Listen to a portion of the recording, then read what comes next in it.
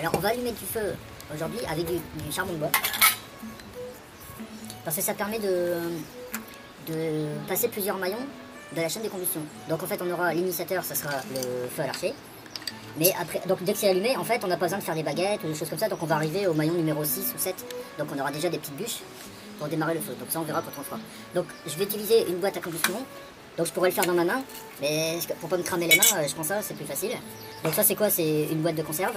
Là c'est une boîte de Airford. J'ai mis un socle en buis que j'ai vissé dedans. Ça c'est une aération pour souffler. Je le ferme. Donc là je mets un peu de charbon de bois.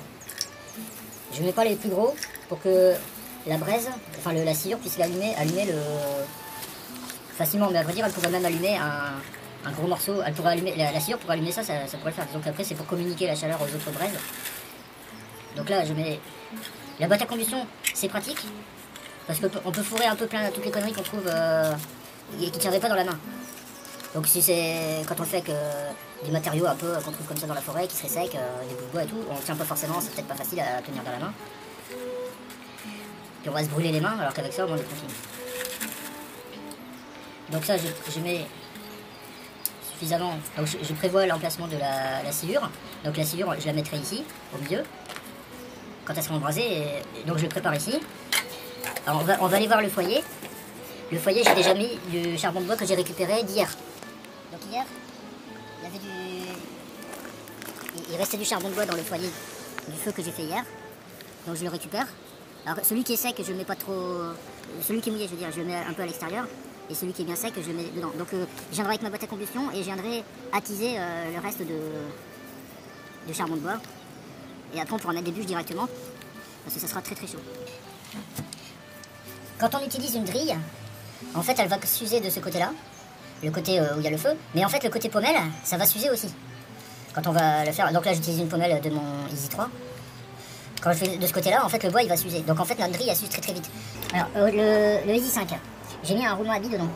Au moins ça évite d'user le G10. En fait le micarta est beaucoup plus costaud, le micarta est beaucoup plus solide que le G10. Donc là j'ai fait avec une clé à pipe, une encoche. Donc en fait je vais mettre, ça peut tourner facilement. Et ça je le mets dedans. Ce qui fait que lui je l'emboîte. Donc ça va pas user la drille du côté de la pommelle.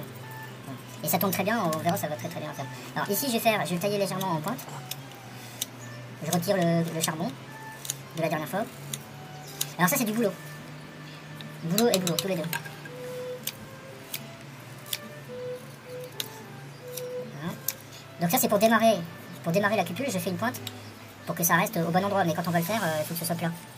Donc je le corrigerai peut-être, si la drille elle est pas plate, je le corrigerai au couteau. Donc là on essaie toujours de tailler une drille la plus droite possible. Si la drille est bien taillée, la friction elle est continue et on a une chaleur qui est distribuée, on n'a que de la friction. Si la drille elle est un peu mal faite, en fait, le bois il va bouffer il va se bouffer lui ici, et il va bouffer la planchette et en fait ça va faire plutôt du perçage que de la friction qui produit de la chaleur. Donc vaut mieux quand même, on est toujours en train de corriger pour que ce soit le mieux possible. Je vais commencer la fabrication de la cheminée en forme de N. Donc pour commencer, on fait un pré-trou. Donc ici, je vais faire le pré-trou ici à peu près. Donc je repère à peu près aux autres. Alors faut pas mettre trop près parce que cette partie-là, elle peut casser. Ça c'est assez fragile. Parce que comme c'est bien échancré, ça risque de casser. Donc vaut mieux le faire pas trop près les uns des autres. Donc je fais un petit pré-trou au couteau. Pour que la drille se mette dedans. Donc je vais faire un pré-trou avec la drille pour avoir le diamètre exact et l'emplacement exact de la drille pour pouvoir faire une cheminée au bon endroit. Parce qu'à vrai dire, si on fait une cheminée à un endroit pas très bien calculé, ça peut foutre le bordel et qu'on rate le feu.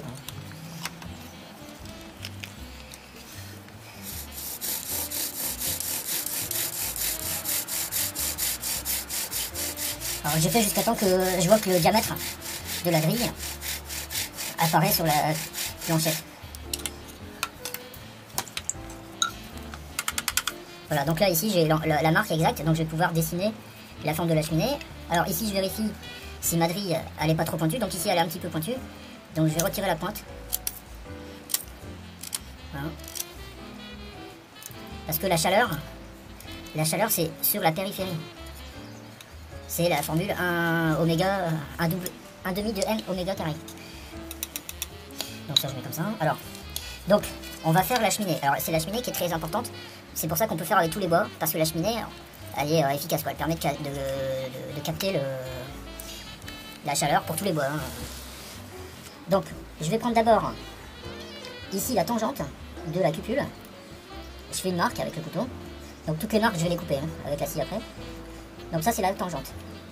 Ensuite entre le milieu ici, le centre de la cupule et la tangente, je vais prendre le milieu entre les deux. Donc je vais faire une marque ici.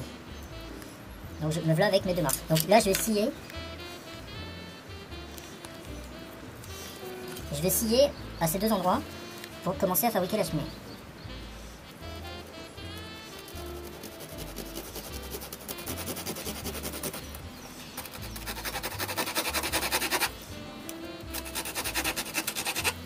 Donc là ici comme on a la tangente, la scie elle descend pratiquement au centre. Ici, c'est beaucoup plus bas que celui-ci. Celui-ci va arriver juste au bord du cercle.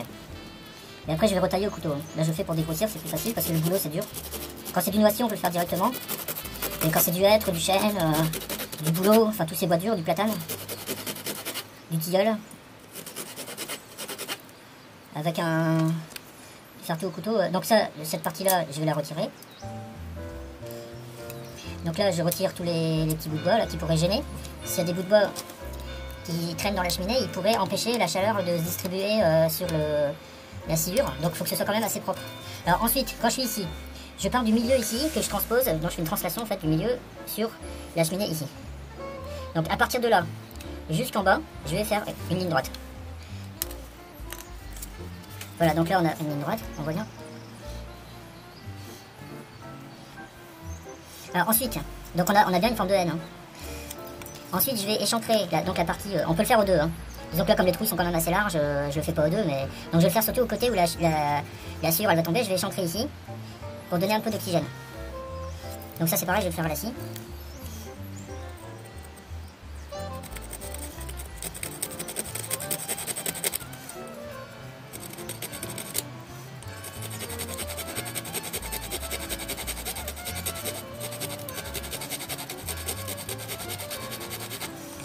Voilà, donc là, j'ai fait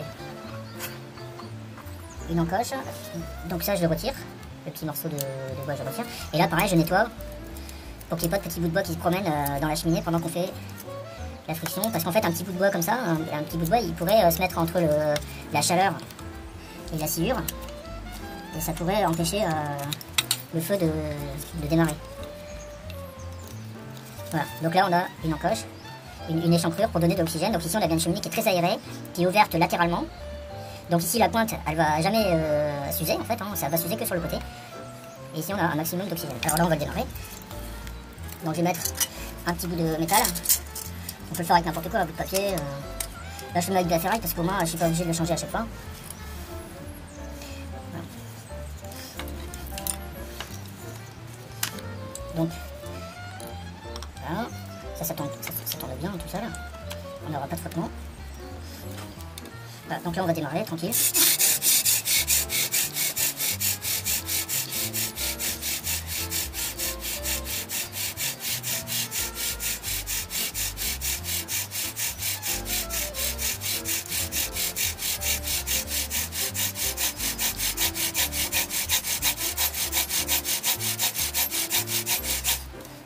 On n'est pas obligé de scier comme un cinglé. De toute façon, la cheminée est efficace. Donc toute la chaleur qu'on produit, on sait qu'elle est récupérée. Et il y a assez d'oxygène grâce à l'échancrure pour que le feu puisse démarrer. Alors on fait attention de ne pas paumer sa sciure avec un coup de vent. Alors là je vais attiser un petit peu pour que la sciure s'agglutine en une braise. Parce qu'en fait la combustion ça a tendance un petit peu à agglutiner la sciure. Donc ça m'évitera de la perdre. Elle sera plus résistante aux manipulations.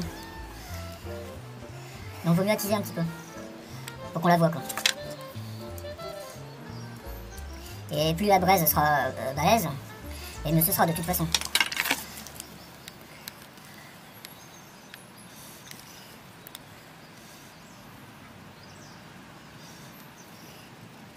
Voilà, là on voit la braise qui apparaît, tu la vois?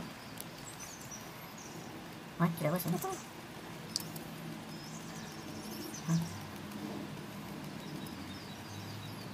Voilà, donc quand on la voit comme ça, c'est qu'en dessous, on a un gros paquet de braise. Hein. Donc ça, je mets au contact. Donc j'essaie de pas l'éparpiller quand même. Et là, il n'y a plus qu'à souffler, tout doucement. Donc je cache avec le couteau. Pour pas éparpiller.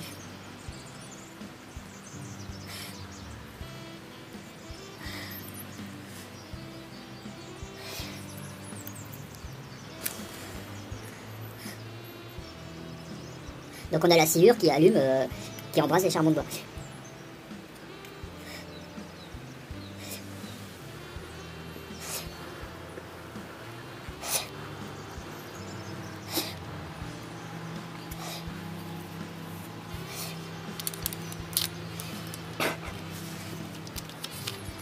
Alors quand on a ça, c'est gagné parce que ça va pas s'arrêter, c'est très résistant. Donc ça maintenant je vais aller le mettre dans le foyer là-bas où il y a déjà les charbons de bois.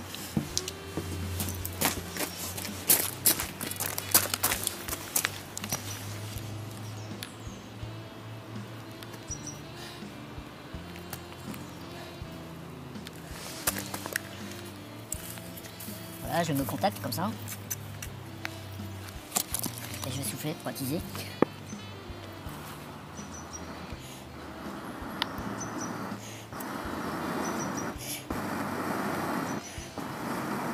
Donc quand on est sûr de son coup, on met les charbons de bois dans... Donc là je vais attiser, je peux souffler. Hein. Je vais attiser un maximum de charbon de bois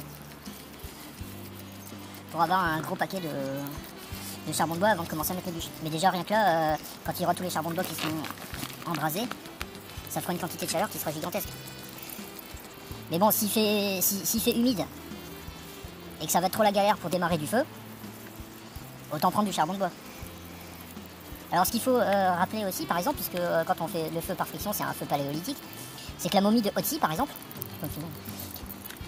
la momie de Otzi qu'on a retrouvée dans les Alpes, en fait, donc lui c'était pas du feu par friction, on a retrouvé un silex et une marcassite, et en fait il avait pris des gros morceaux de charbon de bois qui étaient enveloppés dans des feuilles, qui étaient dans une espèce de petite boîte avec de l'écorce de bouleau. Donc en fait ils avaient bien l'habitude de transporter avec eux une espèce de kit de feu, et là le charbon de bois c'est un moyen qui est pratique parce que c'est très léger. Et quand c'est facile à allumer, et quand c'est allumé, ça produit une grande chaleur qui peut qui peut enflammer même des petites bûches ou des matériaux un peu humides. On arrive très facilement à allumer un feu. Donc les hommes préhistoriques, enfin au paléolithique, avaient l'habitude de faire ça. Donc finalement le randonneur peut faire ça aussi. On peut prendre un peu de charbon de bois pour démarrer son feu. De toute façon, concrètement, nous on utilise le feu par friction ou le briquet pneumatique avec la technique de la chaîne de combustion qu'on suit à la lettre, ou avec ici, comme ici, avec le charbon de bois. On le fait tous les jours en montagne ou en randonnée. Parce que de toute façon, par tous les temps, le simple briquet de ville, hein, le briquet bic ou même le Zippo, briquet à essence, en fait c'est très contraignant.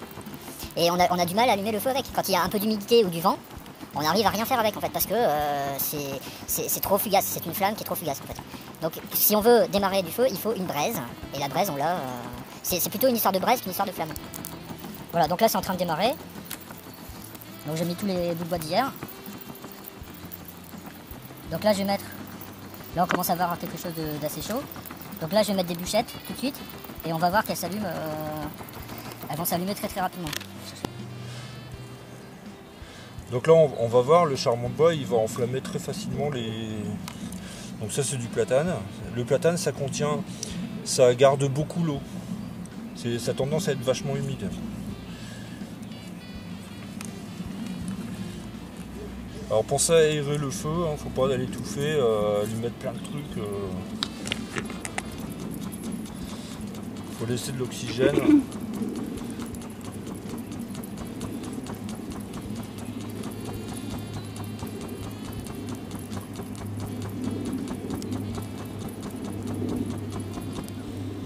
Voilà. Et là quand ça fait ça, le feu il est parti. Après il faut attiser, remettre du bois, etc., etc. Mais disons que là on arrive vraiment à... J'ai pas eu besoin de faire des copeaux, de trouver des petites brindilles. Je peux arriver directement à mettre des bûchettes sur le charbon de bois. C'est ça qui est pratique avec le charbon de bois. C'est très très très chaud. Voilà, ça enflamme tout de suite. Le bois il brûle tout de suite.